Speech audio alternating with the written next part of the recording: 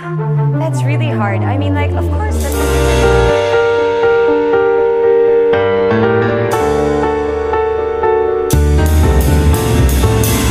Gulat na gulat ang kapamilya actress na si Lovie Poe sa chikang buntis na siya sa panganay nila ng kanyang asawang si Monty Blencowe.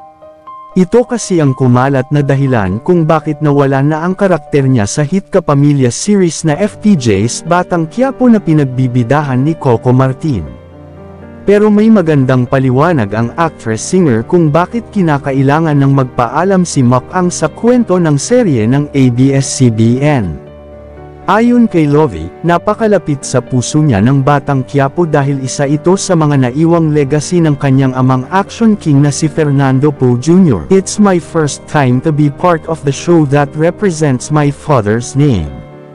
So I'm really grateful to have been part of it.